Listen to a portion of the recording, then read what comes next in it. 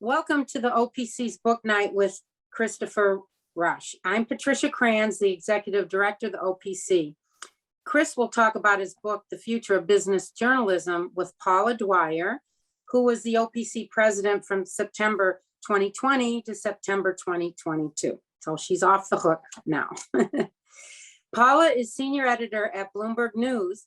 She has 40 years of experience as a reporter and editor, including 20 at Business Week, where Chris and I both work, and 5 at the New York, and Paula, yes, 5 at the New York Times. She's been at Bloomberg since 2011.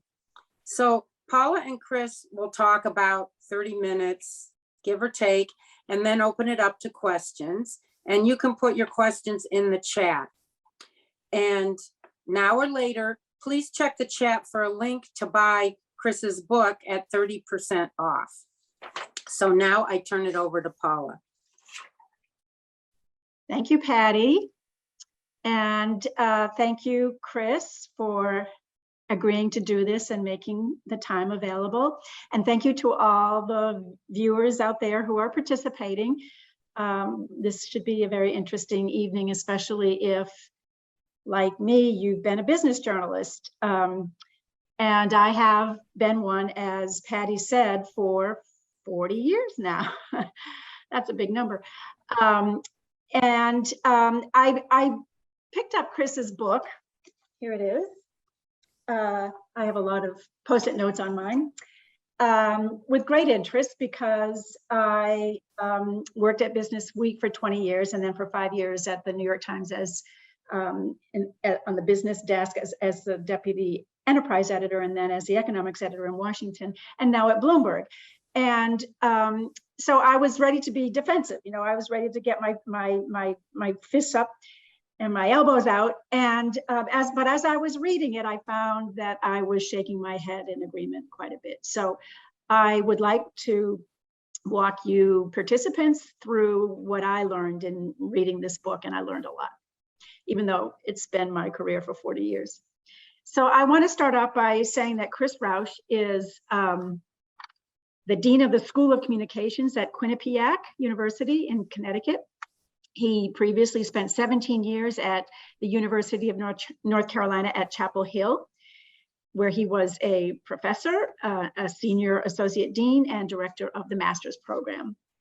He is the author or co-author of 10 books, including a business journalism textbook and a biography of former Wall Street Journal editor Vermont Royster. He is a board member of the Foundation for Financial Journalism, and he has worked at a number of local and major metropolitan city newspapers like the Tampa Tribune, the Atlanta Journal-Constitution, and the Sarasota Herald-Tribune. So I want to start off, Chris, by asking you if you could just kind of go through the trends that have hit journalism in the last few decades. And by that, I mean the trends that we all know about that have harmed our profession, that have left a lot of us unemployed or working in other areas, and that have destroyed newspapers and so forth. Sum up some of those trends, and then at the end, talk about how business journalism has been affected by those trends. Sure. Thank you so much, Paula, and thanks to the Overseas Press Club for inviting me. I think we have to start with the internet and how the internet has impacted traditional print publications, in that as the internet became more available in the late 90s and the first decade of the 21st century, more and more people were going to the internet instead of going to a traditional print publication to find their news, whether it was business news or anything else. And unfortunately, for the most part, we had a lot of daily newspapers, magazines, whatever, posting their content on the internet and posting it for free. And so consumers are not dumb. Would they rather get this content for free on the internet, or would they rather pay for a subscription to the actual print publication and get the print publication? Of course, they're going to cancel their subscription and go to the internet, because except for the Wall Street Journal and the New York Times and a couple of other large publications, most newspapers and magazines and news organizations were giving away their content for free on the internet. So to me, that's kind of what started this broader impact. I think the whole concept of, particularly for daily newspapers, providing or stopping to provide printed stock listings in the daily business section, kind of signaled the death knell of most business news coverage in daily newspapers, because that was kind of the backbone of a daily business section at a newspaper. And so without the stock listings to provide a standalone section, most daily newspapers stopped covering a lot of business news and started cutting their business news staffs. So that was a big impact. There's the trend of advertising, in that advertising started shifting away from print publications and towards online publications and putting ads on websites. I think that was a major trend as well. I think we also have to look at, excuse me, a couple of other trends. One, as you know in the book, is just the increasing politicalization of news and political coverage. I think has led to a lack of emphasis in business and economics news. And when business and economics news is covered in any depth, it's often covered from a political angle. And then I think we have to look at social media as well, and that social media is distracting a lot of people away from reputable news organizations, and looking at social media and seeing things that may or may not be true and are not coming from a reputable news source. So I guess those are the the highlights that I would point out. Or the lowlights. So any journalist is familiar with all of these forces. And so talk now about what happened in particular in business and financial journalism, because as your book explains, as local newspaper business coverage went downhill and disappeared, as did many local newspapers, there was this simultaneous rise of gigantic financial media companies like my own, and some others too. And so why didn't that compensate for the loss of local news coverage? Yeah, so as I mentioned in the book, there are really five kind of major giants in business journalism. There's Bloomberg, there's the Wall Street Journal, there's Reuters, there's CNBC, and there's the New York Times. And they provide incredibly valuable business news coverage and do a great job. I have no complaints about anything that they do. And I used to work at Bloomberg and have always been impressed with that news organization. But what they're really doing is providing business and economics news to a very high-end clientele, and a clientele that can afford to pay $25,000 for a Bloomberg terminal on their desk, or they can pay, sometimes thousands of dollars for multiple subscriptions to multiple different publications to get a variety of really in-depth and nuanced business and economics news. But that doesn't really provide what the 30 million small business owners in this country and the 100 million consumers in this country really need to make important business and economics decisions. They're providing really kind of macro business news that's important to investors, that's important to somebody trying to make a $100 million decision on whether to invest in something. But that's not really what the broader society needs. Again, there's no problem with what they're covering and reporting on.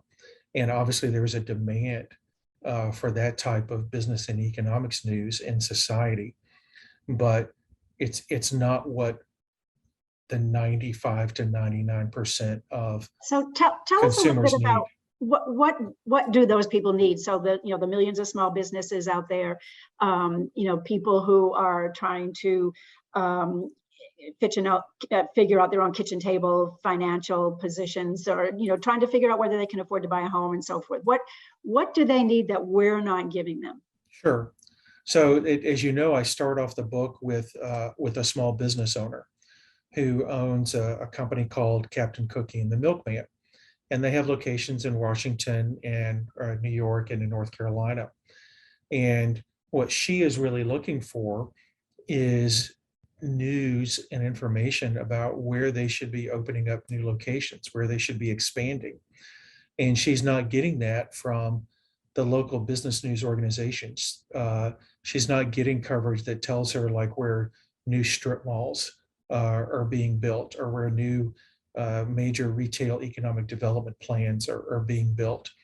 And so she's actually going directly to the local zoning and planning websites and looking up the information herself to get that information. So it's things like that. It's things like, if I'm a small business owner, what's the current economy like in my town or my city, in my metropolitan statistical area? Is it growing? It's expanding. What's the job market like in that metropolitan statistical area? Is it growing? What types of jobs are growing? Things like that we're not providing. And when I say we, business journalism in general, not providing to these business owners. For consumers, it's really, we're not giving them the information that we were giving them 25, 30 years ago about like what's happening with local inflation, or what's happening with local prices, or what companies are hiring, or what companies are laying off. That news is just not being covered. There's another example in the book about a hospital in Georgia that filed plans to expand. Obviously, vitally important news to that local economy, but wasn't reported anywhere. So you lay some pretty big consequences on this absence of local business coverage and the rise of maybe we should call it extreme finance journalism for the people who are very wealthy investors, or who are traders, or who are executives. One of them is the rise of inequality. Grows out of this, maybe not completely, but in part grows out of this absence of local news coverage. Can you explain that? Sure. It's part of the diversity problem in business journalism, in that vast majority of business journalists are white men. But some of the most important business and economics news stories out there, at least at the local level, is what's happening in minority communities and what's happening for minority businesses. I have in the book the fact that minority businesses actually fared better during the economic recession of 2007, 2008, 2009. But if you look at the coverage during that time period, they were virtually ignored in terms of what they were doing that made them more successful than white-owned businesses. Minority-owned businesses and minority consumers have really kind of unique obstacles and challenges that really are not being covered in business and financial news. They invest differently. They save differently. They spend their money differently on what they spend on consumer products, but nobody's really covering that. So that's the issue. Okay. You do have some criticisms of the successful big media companies that do a good job covering business, but you do think that they cater to people who want to read about business news as if it were a sport almost. Talk about that a little bit. Yeah, I call this the ESPNification of business journalism, in that particularly when it comes to like CNBC and Fox Business and a lot of other news coverage of business and economics, they cover it like a sport. Stock market is a classic example. Yeah. In that a lot of stock market coverage is winners and losers of that day. Yeah. When winners and losers in a single day in the stock market is really not important to the average consumer who is invested into the stock market. They really should be long-term investors and not focused on what's happening in the stock market on a daily basis. But if you click on CNBC at 4 o'clock when the market closes, it's all about the winners and the losers that day, and what you should be doing, and professional investors giving you advice. And that's really not what most people need to hear. Yeah. They also use sports terminology, about crashing and pummeling and catapulting, and it makes it seem like this is something that you, viewer, that I think I see this mostly in broadcast news, but some in print too, makes it seem like you're missing out on something if you're not involved in this. You're not a player. Yeah, I've got a whole section of the book about the verbs that business journalists use when they write about the market, and how most of the time the verbs are really over the top, and really making it more dramatic than it really needs to be. Yeah, I think if you asked reporters who have to write about the stock market every day if they would rather not write about the stock market every day, they'd say yes. So they use those verbs or those adjectives because they need to. Yeah. In doing research for the book, I actually talked to a couple of stock market reporters about their job off the record, and I consistently heard from them, the struggle to come up with something new and different every day to say about what was going on in the market, and the fact that even though they were interviewing traders and other people on a daily basis, they really were having to extrapolate and make assumptions about the broader market that they weren't confident was actually what was causing the market to move. So one of the other problems with the coverage of the big media outlets is that they tend to focus on big names, big scandals, big national trends, and in doing so, they focus on certain chief executives and sort of make icons out of them, put them on pedestals and worship them, and then then they don't. Then they're surprised when those CEOs fail or have a scandal or fall out of favor, and it happens over and over and over again. And Business Week is guilty. Bloomberg's guilty. Everybody's guilty of doing this. Everyone's current favorite CEO seems to be Elon Musk.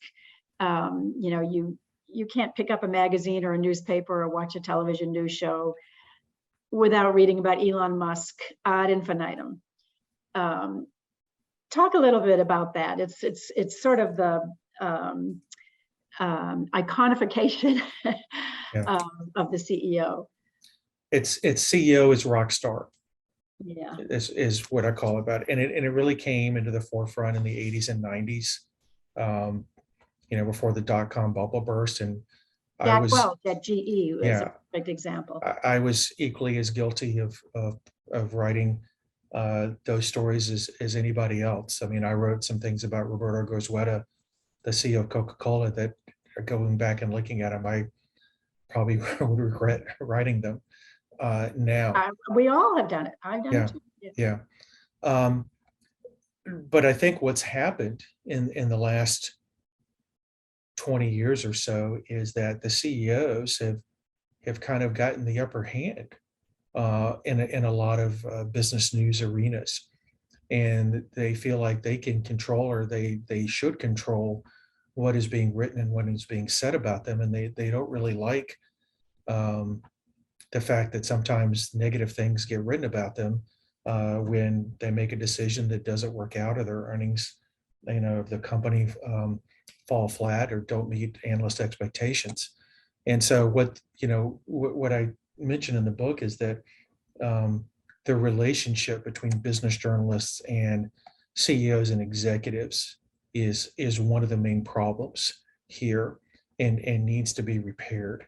There's no longer respect among a lot of executives for the work that business journalists do on a regular basis. And I point out in the book that there's a lot of research out there that shows that even negative coverage about a company is helpful to a company, even though the company may not like it. And that, business journalists serve a very important service to society, and that they are analyzing and vetting facts and writing in a way that helps society, because they're analyzing, who's doing well and who's not doing well. And that serves a great service to a lot of people in society, but executives seem to have forgotten that. But research shows that that's actually what society needs. So just kind of getting back to Elon Musk, one of the things that I see with Elon Musk and a lot of other CEOs is that they go to social media, they bypass the business journalist as a conduit, for providing messages to broader society, and they're using social media now to provide that conduit. I mean, Elon Musk and Tesla, they don't even have a public relations department anymore. Getting an interview with somebody at Tesla is nearly impossible because it's Elon on Twitter every day, putting out what he thinks people need to know about Tesla. Yeah. So I just want to remind viewers to put questions in the chat if they have any questions on the future of business journalism by Chris Roush. So that allows me to segue into a chapter in your book about the public relations business.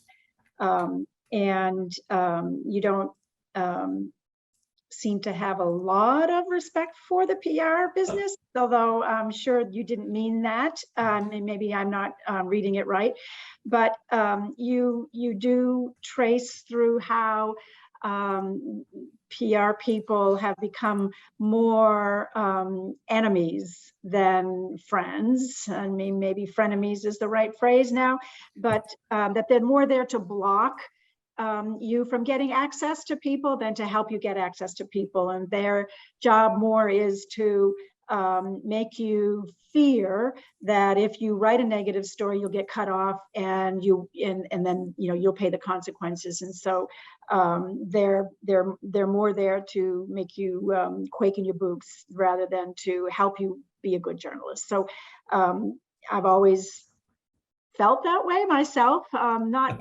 completely, but most PR people I've always felt have thrown up a barrier, or at least some veneer to protect anybody in the company from any bad press, even when you are asking the right questions and you kind of already know the answers. So talk a little bit about that, Chris. How did that happen? Why is that going on? Just to be clear, the chapter about public relations people, I kind of point out some of the more egregious examples. My experience as a business journalist is that, I did work with a lot of PR people who I felt were very helpful and who understood that it was their job to help me tell the most fair and accurate story. And I'm sure that there are a lot of PR people out there who have that as their mantra. I know I'm very critical of PR people in that chapter, but I know that there are a lot of good PR people out there as well. Right. I will agree with that. But what I see in what has happened in the last, to me, 15, 20 years is the fact that as journalism employment has gone down, PR employment has exploded to where it's now 5 or 6 PR people for every journalist out there. Is that right? And US government statistics bear this out. So that's one of the big issues. The other issue is increasingly public relations people are saying no comment or not providing access to executives. And the argument that I make is that really hurts society because it doesn't provide them a chance to present their side of a story, and to make a story fair and balanced. If you want a reporter who's covering your company to write the story that's most fair and balanced, you need to cooperate with the reporter. And the fact that so many companies now don't even respond to reporter requests for interviews or just for basic information really hurts coverage. I want to touch on something that you mentioned, Paula, and that is the being cut off from access if you write something negative. Yeah. And one of the suggestions I make in the book is, what's so bad about that? Yeah. And I won't talk to you. Who cares? Yeah, if they're not going to talk to you in the first place, what's so wrong with that? So I've actually, my experience has been when a company did not want to talk to me is when I dug more and found more sources to try and make sure that I was fair and balanced. I kind of bent over backwards when a company was not going to cooperate with me. I wrote a whole book about Home Depot, with Home Depot not cooperating with me and not giving me any interviews at all. I would say if you looked at that book, it's overall a pretty positive book about Home Depot and its success. But I would also say it's, compared to the book that the two founders wrote, it's also the only book out there about Home Depot that includes a chapter about their sexual harassment and sexual discrimination in their stores, which is probably something that they did not want to touch on in the book that they had ghostwritten. Yeah, I'm sure. I mean, just speaking from my own perspective as a longtime journalist and someone who has covered many a company and many a elected official, many a regulator, I never wanted to get to the point where they cut me off and put me on their blacklist. This is a person you don't ever want to talk to, because even though I don't practice so-called access journalism, I don't really try to cozy up to them.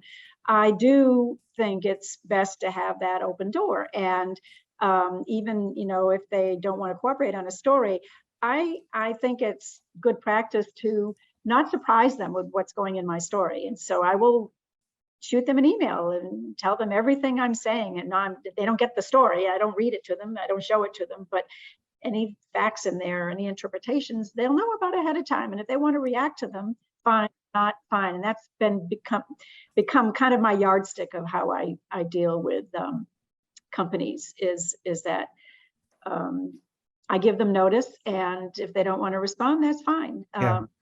But it should never get to the point where you're not speaking to each other. That's really not a good state of affairs. Yeah. I will tell you the one event that happened to me when I was a business reporter that I will never forget. And it was when I was covering Coca-Cola. And I went to Coke and said, I'm going to write a story about your sports marketing strategy.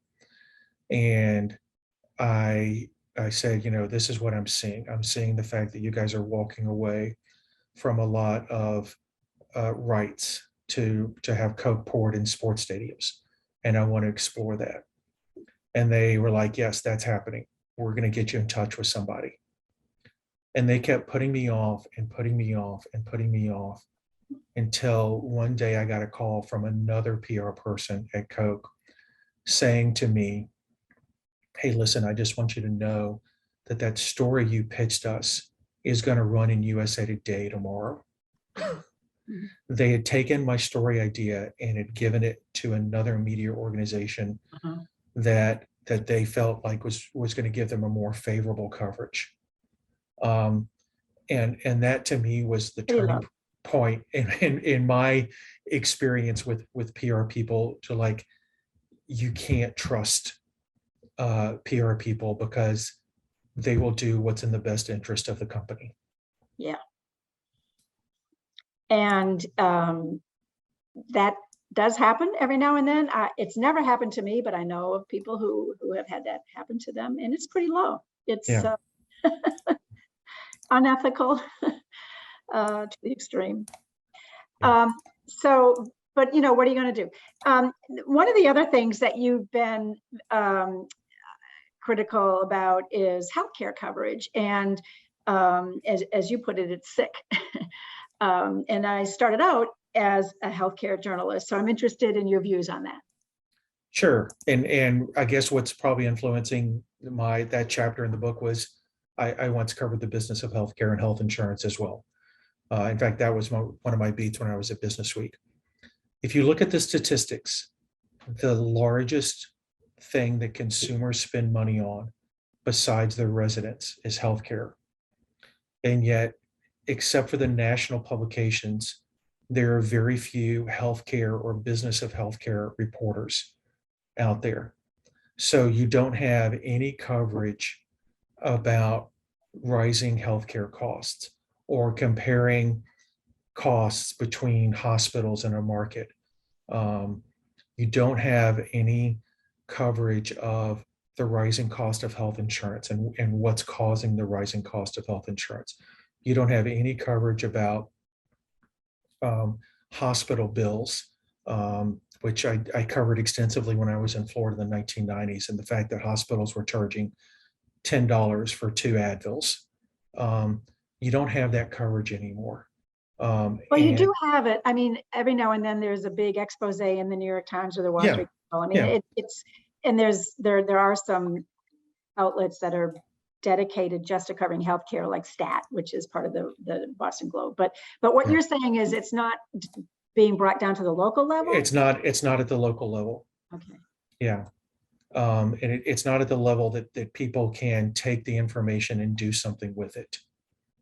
Like if I was, if I needed to go have like open heart surgery in the next month, I would be looking at what is the cost at Yale New Haven versus what is the cost of the hospitals in Hartford, here in Connecticut, and what is the safety ratings of those hospitals and the doctors. Mm-hmm. I don't see that. I see that at places like Kaiser Health News, right? But they do it on a really macro level. One thing I would say about Kaiser Health that I do like is they do the hospital bill of the month, where they dissect what gets charged to somebody, and I think that's great. I wish they did that in every single major market in the United States, because I think that would raise some eyebrows with a lot of consumers.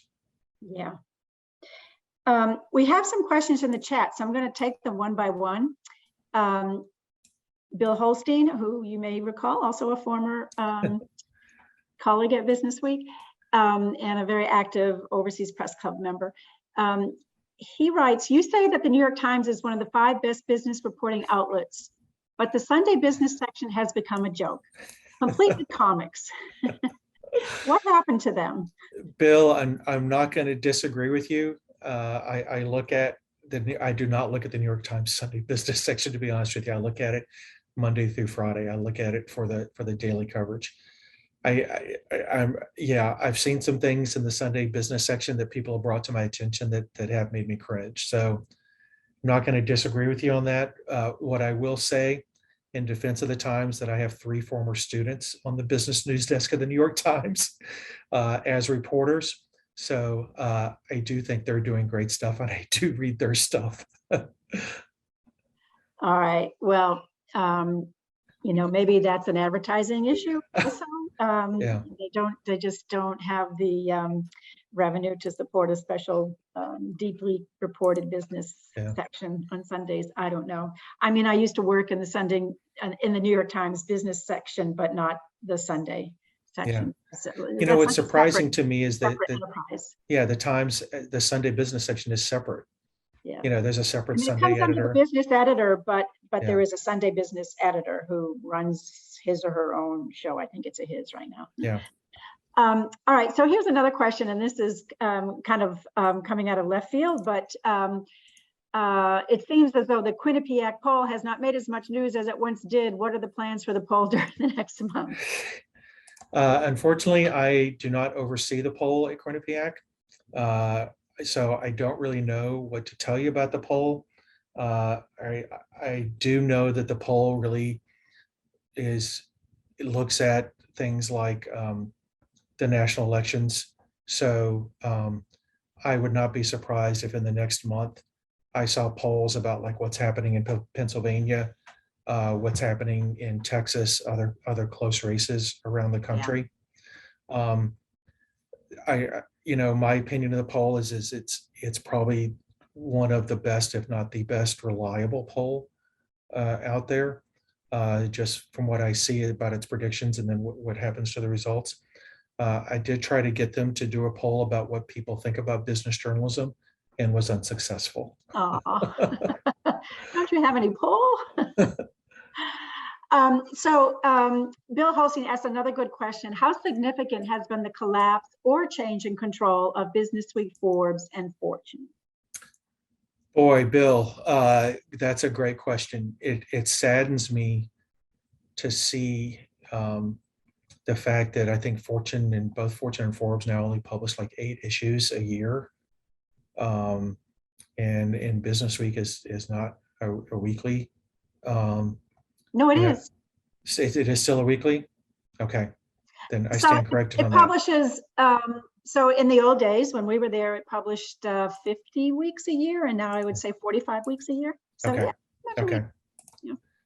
Yeah. One of the things that I see from Forbes and Fortune that kind of makes me cringe is just the content that they post on their websites, particularly Forbes, where they have these people who just want the prestige of being able to be able to say that they've had an article posted on Forbes, and I see a lot of times things that get posted on Forbes that would not pass muster 20 years ago, and that's to me that's a problem.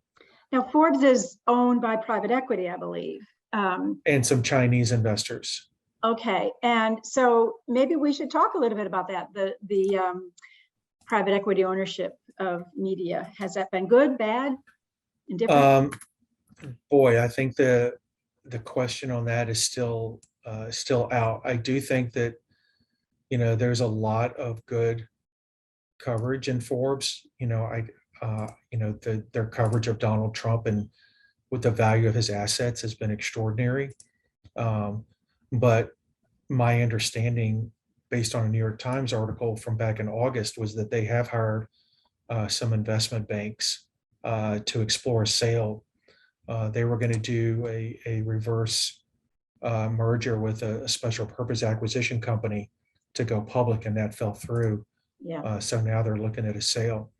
I think the investors in that have owned them now for 7 or 8 years. So I guess they're now trying to recoup some of their investment. So it'll be interested in seeing how much, if they are sold or if they go public, how much that's for. When Forbes originally got an investment, it was with a group that included Bono, the lead singer for U2. And then when that investment group sold their stake to these other investors, they sold at a loss. So, I would say, I guess, if I had the money to buy a business news organization, I thinking of Rupert Murdoch, who spent $5 billion On the to journal. buy Dow Dow Jones. Jones and the Wall Street Journal, Mhm. and then 3 years later had to write off $3 billion of that value. Probably not the best time to buy a business news organization. But I think Nikkei, buying the Financial Times, that's probably been a pretty good investment for them. Yeah. With what they paid. I don't know whether Business Week is profitable or not. Everything that I read says that it's at best break even. But I have no inside knowledge. yeah, on that. but from my understanding is that that's okay for Mike Bloomberg. He looks at it more as something that helps expand his brand name. That's right. And also the magazine has really very few of its own reporters these days, but it takes advantage of the thousands of reporters in the whole Bloomberg empire. So that isn't a cost that is attributed to Business Week. So it's an entirely different business model now. But let's talk about business models, because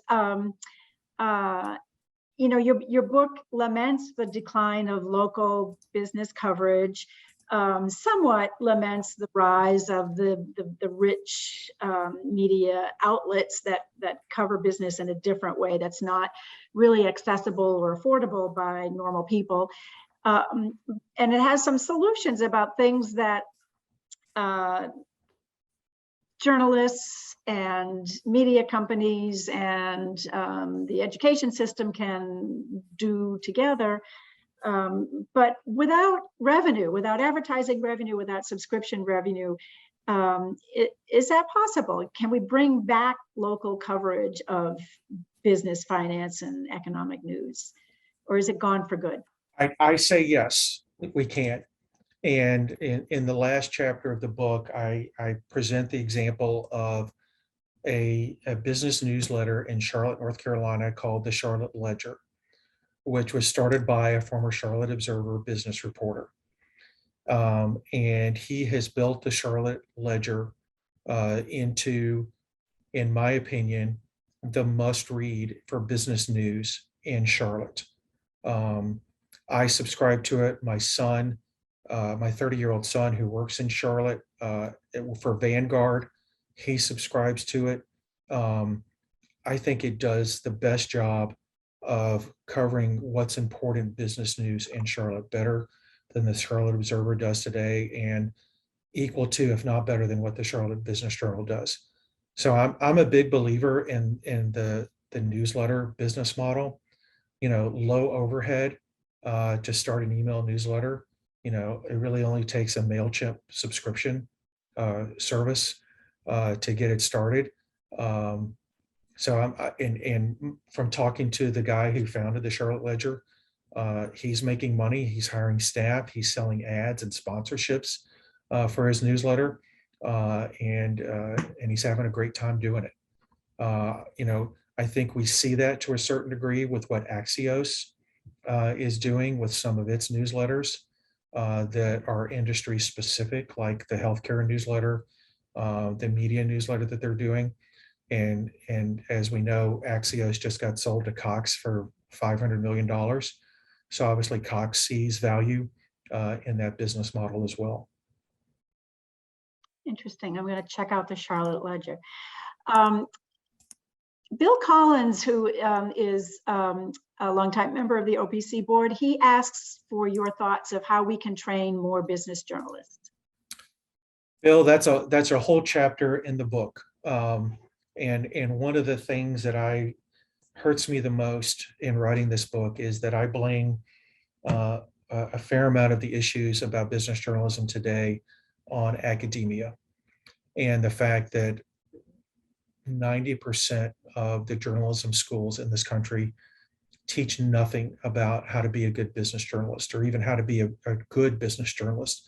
There are very few undergraduate or master's programs in business journalism in this country.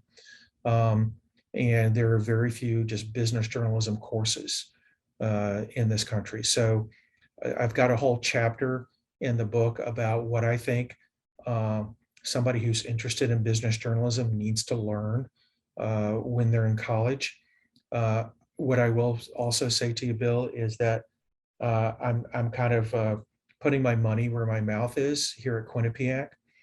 In that last year, I hired a former Wall Street Journal and Financial Times reporter by the name of Sarah Silver to start a program here at Quinnipiac. We got some money from some donors, and so we have the Alan Abelson Professorship. If you're familiar with who Alan Abelson was, the former editor-in-chief of Barron's, longtime business journalist who really stuck it to Wall Street and really investigated Wall Street. And so I'm hoping to at least make Quinnipiac a hub for business journalism education. And I really wish, other universities would do this. Journalism schools do a really good job of teaching budding business or budding reporters, how to cover the town council, how to cover the school board, how to cover cops, how to cover courts. And we don't teach them how to cover business, which is one of the most important parts of society out there. Mm-hmm. So some people say, get an MBA or, major in finance or economics and then go out and cover business. Do you feel that you should train journalists who are going to be general business journalists just in journalism and then take some business courses? Or what's your philosophy on that? So my philosophy is, and I'm my sister and my brother-in-law, her accountants, are going to hate me for saying this, but I would prefer as a business journalism educator to teach journalism students how to read an income statement, a balance sheet, and a cash flow statement as a journalist, not as how a business school would teach it, because I'm going to teach them what to look for. Mm-hmm. I'm going to teach them, where the tricks are played in accounting. Mm-hmm. Now, having said that, I do think it's important for somebody who wants to be in business journalism to take some business classes, particularly like a corporate finance class or like a mergers and acquisitions class, just so they learn what's actually happening when they're writing stories like that. Mm-hmm. So Leah Spiro, also a former colleague of ours, asks about, she points out that there's an association of healthcare journalists, and that does a great job advocating for good healthcare journalism. But what solutions do you propose to make coverage of healthcare better? So in your ideal curriculum in your new program, what will you do to improve coverage of health? A couple of things, Leah, that I think are just basics. Teaching students how to find and read a Form 990, since a lot of healthcare organizations are nonprofits, like hospitals. How to get health insurance documents from state insurance departments for healthcare plans like HMOs and PPOs, vitally important. Particularly like when a health insurance company files a rate request to increase what they're charging for their health insurance. Certificate of need applications for hospitals and for outpatient surgery clinics. To me, this is just real basic reporting tactics that have not been applied to business journalism at the educational level. Again, we teach students how to go get a school board budget, but we don't teach them how to go get a hospital budget. We teach students how to go look up, what city council agendas and what's on the agenda there. But we don't teach them how to go look up the local public, hospital board and what the local hospital board is doing. We have a question from Victoria Schwang. I don't know how to say her last name, Zhang. I'm sorry, Victoria, I'm ruining that. But she asked, how do you think business newsrooms, Trong, okay, Victoria Trong, thank you. How do you think business newsrooms can be more affordable to the lay consumer? while continuing to be one of the few areas of the industry that pays a decent wage to journalists? You know, I just to get back, I'm a big believer in the newsletter model. I think the newsletters companies, Axios, are providing pretty good salaries to reporters. I've got a former student who does one of the Axios newsletters, and I know what he's making, and it was twice as much what he was making at the Raleigh News and Observer. So I do think the newsletters have figured out, because of the low overhead that they require, or that they have, is a viable business model where people can make a decent wage as a business journalist. I'd really like to see more local coverage in news organizations. You know, I mentioned in the book that the weekly business newspapers that are in most major cities have a lot of opportunity and a lot of promise. My criticism of them is that they tend to overcover real estate, commercial real estate deals in their markets. And there's a lot of other things in their markets that they really could be covering. Is that because that is a source of advertising, maybe? Yes. And I think they probably have gotten reader surveys that show that those stories probably get the most hits. Yeah.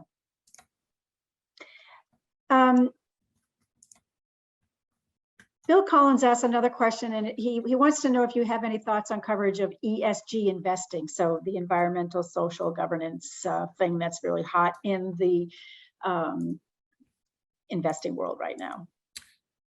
Bill, and I'm not saying this because of where Paula works now, but I think Bloomberg does the best job.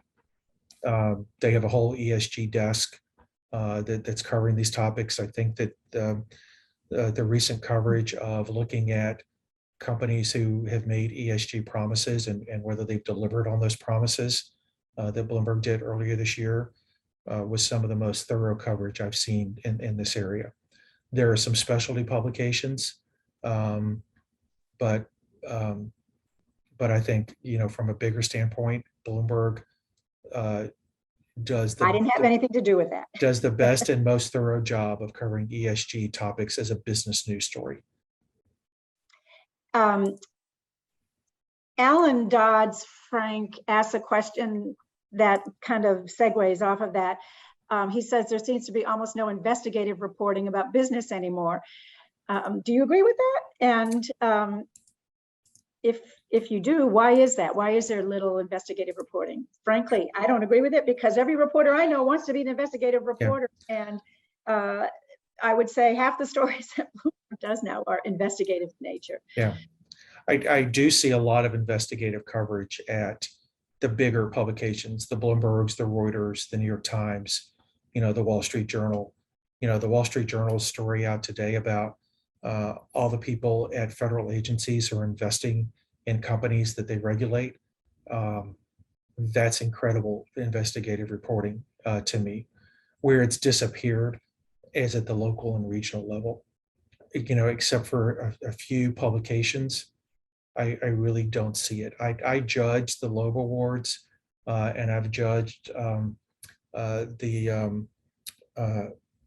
some other business journalism awards, the Sabre Awards, and I just don't see the level of investigative reporting at the local and regional level that I saw 10, 15 years ago.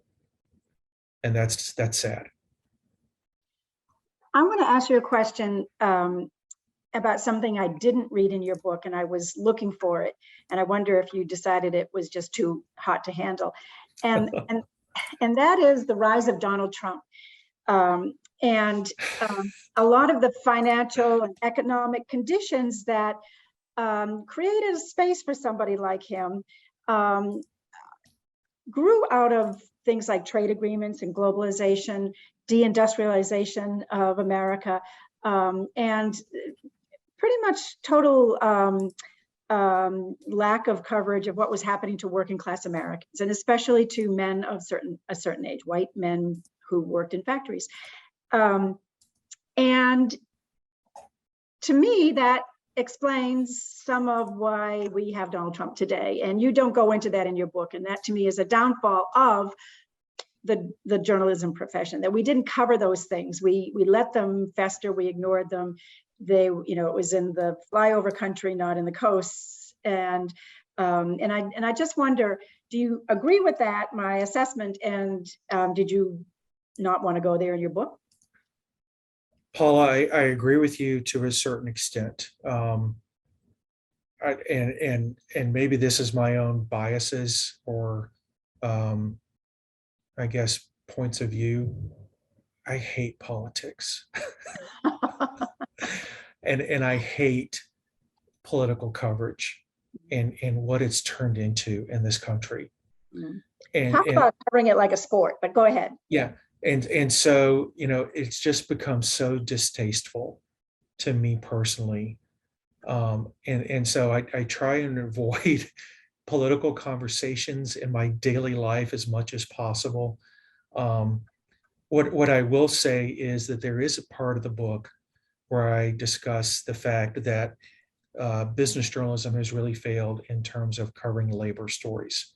And I really feel like that's one of the topics that business journalism has really ignored and really can do a much better job. That there's a lot of blue collar workers out there who feel alienated by the business press because the only time they get covered is when there's a strike. And oftentimes the portrayal of the strike is about things like higher wages without putting them in perspective of the fact that they've not gotten a pay raise in 5 or 10 years. And there's no perspective in there about like what the cost of living is in the United States today versus what they're making. And so, I do think labor coverage is a big problem. But in terms of Trump and in terms of just him and him getting elected in 2016, I find it political coverage just so distasteful that I just didn't want to write about it. Well, speaking of the labor coverage, as we see now, there are many Starbuckses and Amazon warehouses that are unionizing, and those companies are fighting those efforts. But for a decade at least, no one covered what was going on inside of those warehouses and in those Starbucks that made people unhappy and that led to these union drives. So they're getting a huge amount of coverage now, but there was a total vacuum for more than a decade. As Amazon built warehouses all over the place, nobody really wrote about them. Really, the New York Times did a big piece, and I can't even think of another one, but it is, I would agree with you that the lack of coverage of labor conditions, and not just labor unions, but just normal working conditions in most workplaces don't get coverage. And part of that, the reason is that you can't just walk in there and cover it. You have to have sources and so forth, but you also have to have a narrative in mind of what you want to write about. And reporters didn't seem to have that drive to figure out what their narrative is and then go get it. Patty makes a good point in the chat that, business journalism really also ignored the impact of private equity on workers and what that meant to workers losing jobs when a private equity firm came in and bought a company and then laid off a bunch of people to cut costs. The broader impact of that, I really feel like was undercovered. On workers and on worker pensions. Yeah. Well, I don't see any more questions, and I think we've covered a lot of ground. I'm sorry that we have gone from pillar to post without really giving you a lot of time to develop your thoughts and your words, but you've handled it well. Thank you very much. Thank you, everybody, for participating. I appreciate your questions. They were excellent. And good luck, Chris. I hope the book does well. It's a good read. I hope. Thank you very much. I really appreciate it. Okay. Good night. Night.